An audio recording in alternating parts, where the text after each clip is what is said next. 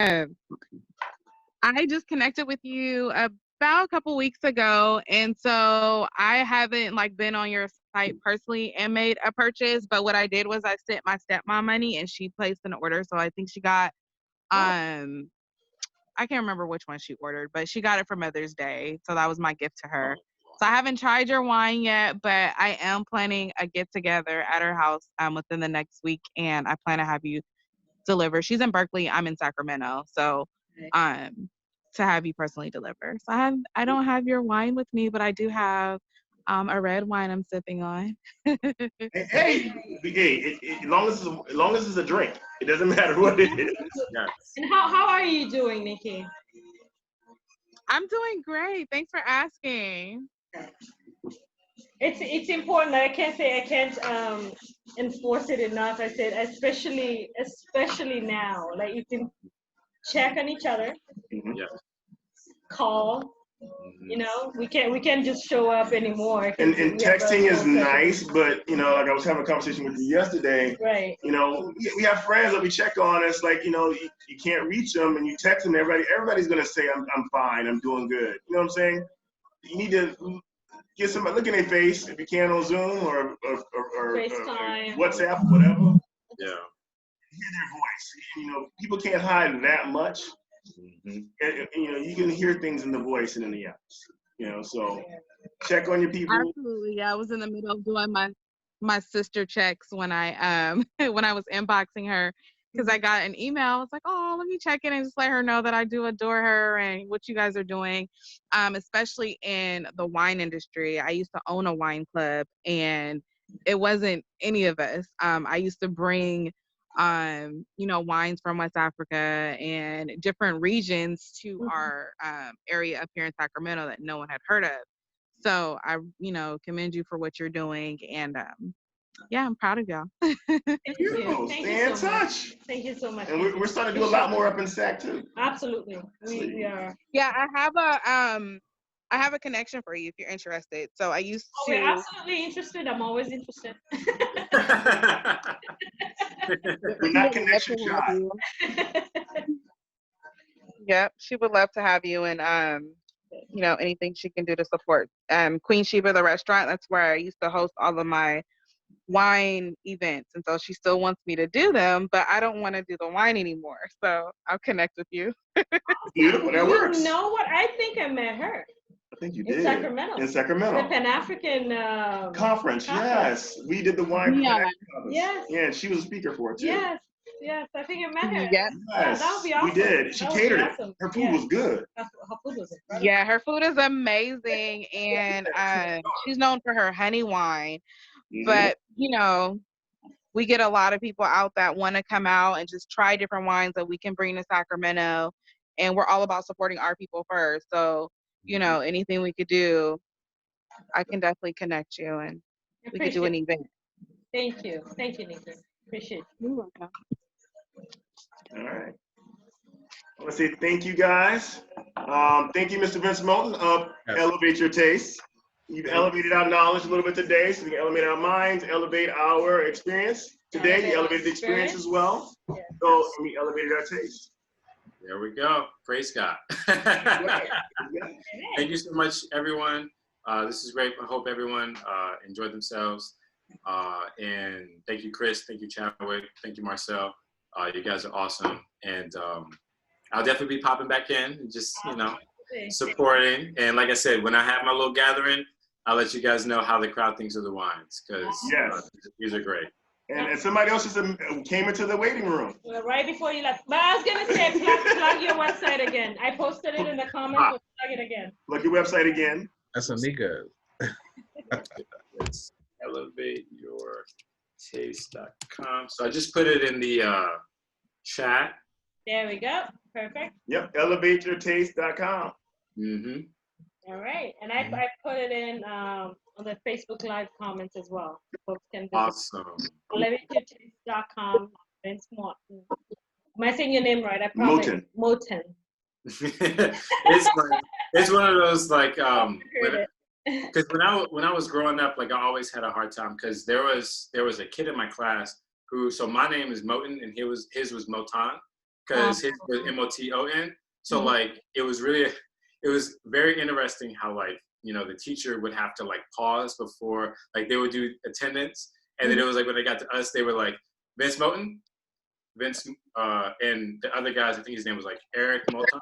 And it was like, I'm looking around, I'm like, wait a second. Like, is the kid with my last name? Are we kin? Like, you know, it's not that I'm just impressed that the teacher took the time. Yeah. Because it would just be like, you know, on first day, you know, you see all the names on the list together, and it's like, wait a minute. Like, they're not the same. They're different. So. Miss Anika, how are you, sis? Happy Friday. Happy Friday. Happy Friday. Thank you for joining us. Yeah. What are you sipping on? Can you hear me? Now we can. Yeah, we can hear you. Oh, well, right now I'm just having some water. I was on the phone with my mother and I had a late meeting today. Oh. It's all good, all good. Hydrate. That's important. And then start drinking. It's really hot. Listen, I do have a every quick glass of alcohol, you should a glass of water. You know, Right. everything is about balance. We should make sure wine is about balance, and we gotta consume them is about balance. I did have a quick question before we do tap out. Okay. Listen, I know you know, we're really into New World right now, like New World wines. What are some recommendations for old world wines that you can recommend to folks that want to venture out and experience old world wine that you can find in your local stores, like delays and etc. Yeah, great question. So I think that France is an area that is very tricky to understand for a new wine drinker, simply because they only in one specific region, they put the grapes on the label. Everything else, they put the village. So if you don't know the village and like what's normally grown there, I would shy away from France just in the beginning, until you get, you know, your bearings. I feel like for me, Spain and Italy, they have some really nice grapes, but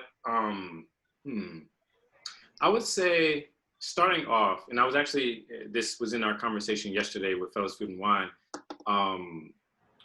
although it's going to kind of go against what I just said. However, Beaujolais is a region in France that's a pretty light-bodied red wine that goes through a certain process called carbonic maceration. So it's fairly light on the palate comparatively to other grapes. And the grape itself is called Gamay, Gamay.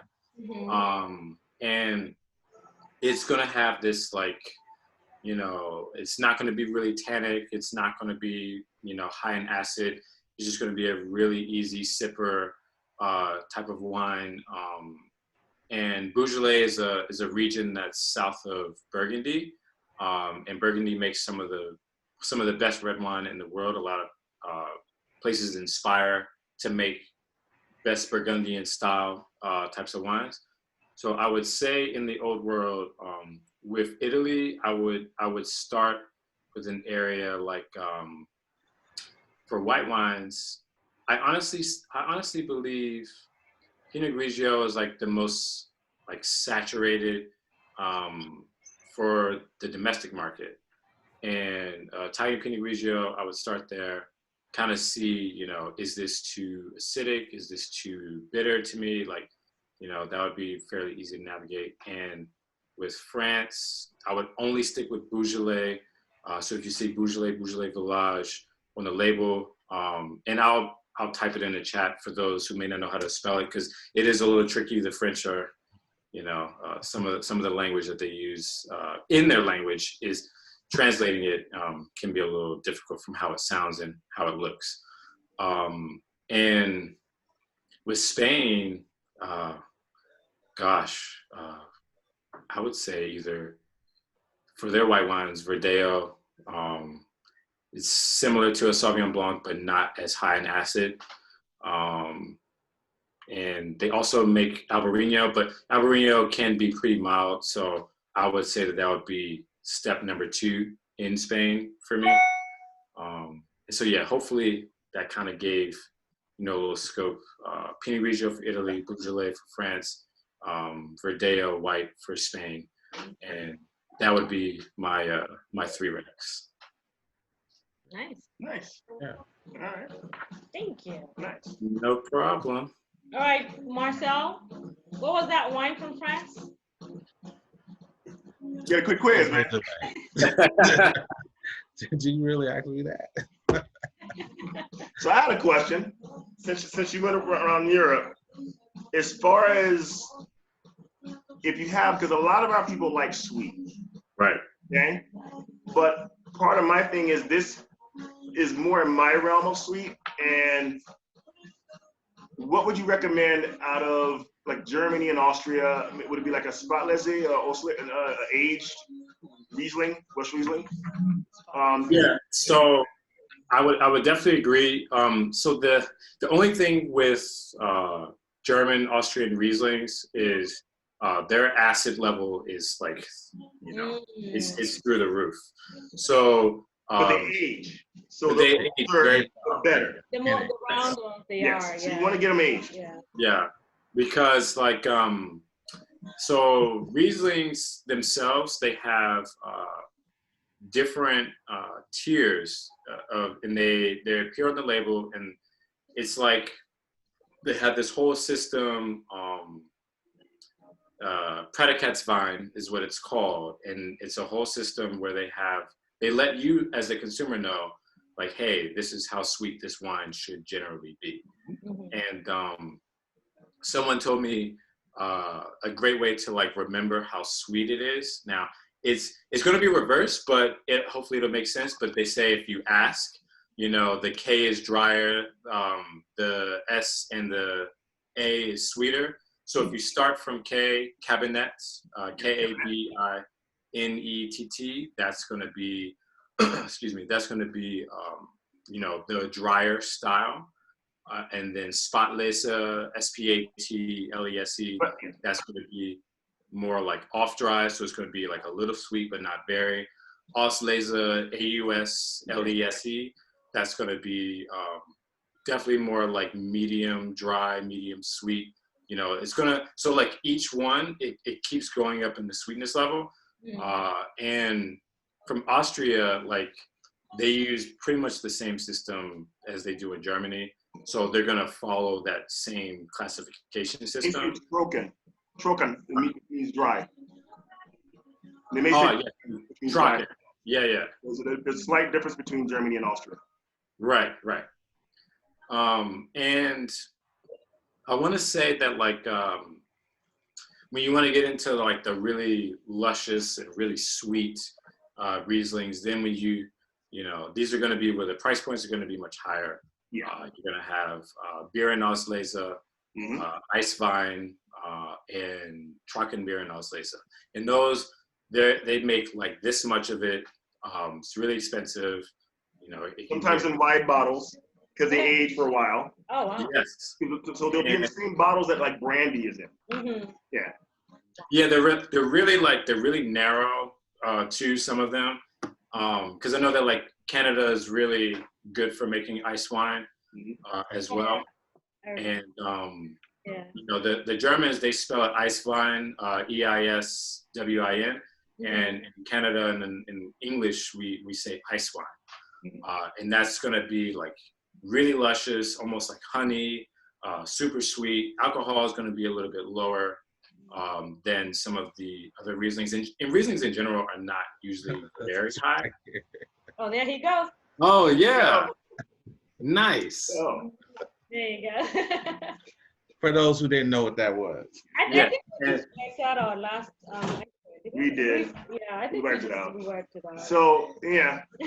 So I probably didn't tell you this before, but that was my start. Much like you, I started in distribution. Okay. For an Austrian importer.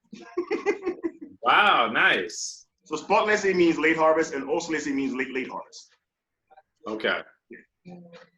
Yeah, the translations are always because like They're not easy. I can pronounce right like a little bit because I think the best like one that I could interpret or say is definitely the ice wine because they say ice wine because the W is a V, so it's like yeah. But spot laser. Yeah, but for me, I think if you get the translations right, then you can kind of tell how sweet the wine is gonna be. Yes. Right? Because I mean, the late harvest versus like then you know it's it's gonna be a lot sweeter. Because the longer that it stays on the vine and everything, the fruit becomes more concentrated, more ripe, and the sugar levels keep increasing. Right. So there's all those components that are going on. And then when you get to some of the higher tiers, they, like with ice vine, they actually will freeze the wines on the actual grapevines, and it'll be like sub 20 degrees Fahrenheit. So that's like, not sub 20 degrees Celsius. So okay. That's, when they pick the grapes, so it's really cold. The grapes are frozen, so basically it's literally sugary juice coming off. Yeah. The taste is still left with the skins. Yeah. And you get like a couple, in respect, you get like drops, okay? And you're doing all this work, and it's super concentrated. It's like the acid levels also really high. Yeah. But that helps the wine age and last for such a long time as well. And they make for delicious, dessert wines and yeah. Awesome. Beautiful. All right. All right. I was educated. Hope y'all was educated. Elevating us more and more. What to do with myself? So if you don't know who Vince Moten is by now you know. Vince Moten, your taste. Praise God. Thank you. I will wake up tomorrow morning like you don't even know half the stuff I do. She's gonna be floating on the bed. She's elevated. You know what I'm saying? I'm still gonna try to figure out how to pronounce everything. It's definitely like it's a challenge at first, but then just familiarity. So the more that you get used to, and like I always challenge people to when you go into your wine shops, if they have like either a wine buyer that's like really well educated, like particularly fine wine shops. I'm not talking about the supermarkets. Usually they just have people that are like, this category is over here, and they kind of lead you to it. But if you can go to a fine wine shop or a wine bar and like just pick their brain, because they're there to help you, they're there to make you feel more comfortable with the fact that this stuff at the end of the day is grape juice in a glass. Now there's all these different intricacies, and we can geek out, but if you don't like it, we got to find you something that you do. And that is our jobs as professionals, as enthusiasts, and as pioneers in, leading, the Black image in wine in America and elsewhere. So that way we can inspire, other people that look like us, they, wherever they may come from, that they can, create community with their people as well. Absolutely. Absolutely. Yeah. No true. Hey. So again, happy Friday to everybody. Thank you for joining us. Any more questions, comments? Yes. Please ask. Hey. So I was reading in terms of wine etiquette, especially for ladies. So I was reading about how a lady should sip her wine in a glass, right? So most of us are wearing lipstick or lip balm or whatever it is that you put on your lips, and apparently there should only be one spot on your glass that features whatever it is that is on your lips. So your rim, the rest of the glass should be nice and clean. You only drink out of that one spot. Huh. Have you heard about that? You know, I actually wouldn't even be surprised. And it's like that, you bring up a great point because like a lot of times, at least in my previous tastings that I've done, you know, in person, that was definitely a concern, you know, for people because they're like, you know, as women we wear different lipsticks, some stick, some don't, and they're like, how do I, you know, navigate this, you know, this space of, you know, not staining the glass or whatever. Some of it's not, you know, you can't avoid it, right? Depending on, you know, what you're wearing, but just like be cognizant of, you know, if you stain the glass, definitely do your best to, you know, clean it right away. But in order to reduce the spread of it, right? Definitely like do your best to like isolate, you know, I'm only going to drink from here. Now, if you forget, you forget, you know, stuff happens. Just try not to do it with like Riedel glasses or Zoltos, because those would be a lot more difficult to clean. And, but you know, other stemware, you know, if you have, because like this is dollar store glass, you know, this is like, it's simple. I know that I have my, my Riedels at home, and, you know, it's like, it's one of those things where I guess just be mindful of it, but I'll do some more research on that so that way I can have a better answer for the next time on like a resolution for that. I was a little surprised by that too, but I guess it's one of those sort of like wine etiquette type things. Like you don't want to be in a party and your entire rim is full of lip balm. Right. Yeah. Right. Now, I had a question. She went there with the glass, you know. I'm totally on board with you, and I've been trained the same way about holding the stem, right? Right. I see a lot of folks doing this now. And someone in particular. That don't even seem safe. So it's almost like if I'm serving it to you, I'll hold like so you can... right. Yeah, like so this is definitely like, that's one of those things that in the quartermaster sommeliers, I'm sure that they cover, you know, like how to serve wine. And so that's why I definitely want to take, you know, that, like I have the information as far as with the wines, but serving is also very important. And one thing that I did learn about that is if you're at a table and, you know, you have, you know, 5, 6 men at the table and you have 1 or 2 women at the table, you know, the proper way, as far as from what I was informed from a wine professional, was, you know, after whoever decides, particularly, I believe you have the man taste the wine and you have the woman taste the wine, but then you serve the woman first and then you serve the men. So, you know, there's like different little nuances in that. And as far as like holding the stemware like this, you know, I've seen, you know, some wine professionals do this. I know that I'm clumsy, so I will be holding my glass like this. Me too. That's what I'm saying. Yeah, That's not gonna work. Here.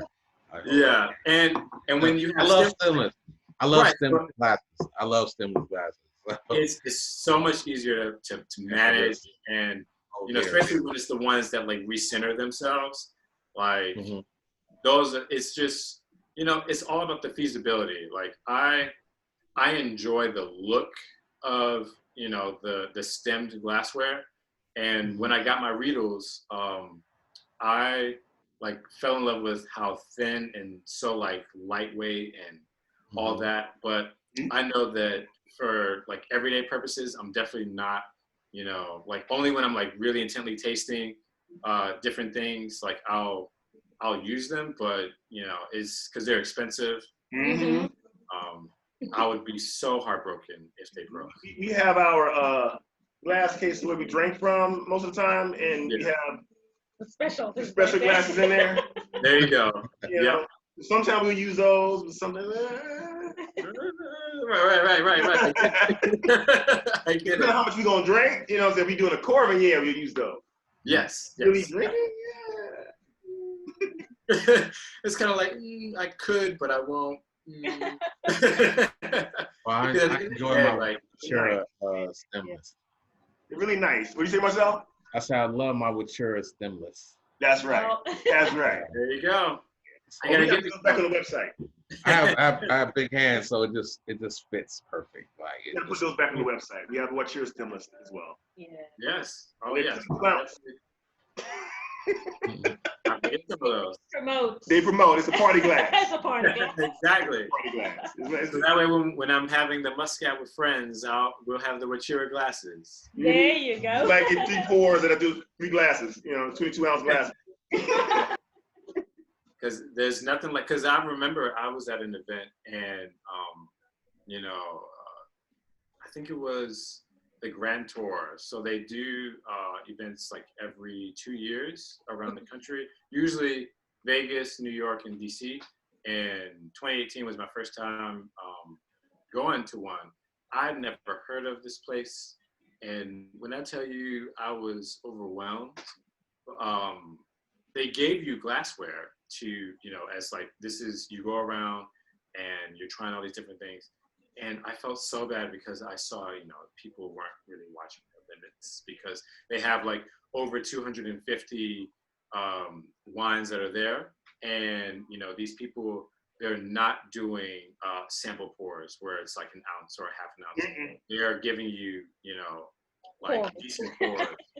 And I just remember that there was like a group of women who were like walking and like they were talking and one of them was distracted and they had bumped into someone and their glass dropped. And I'm like, you can't drink any more the rest of the night because they're not going to give you another one. And I'm like, I would be so mad. Like, I would be so mad. Like, oh wow. Oh, yeah. When I saw that, I was like, even more like. You know what though? They saw that issue. So I used to go with my uncle to Zen Fest in Lodi.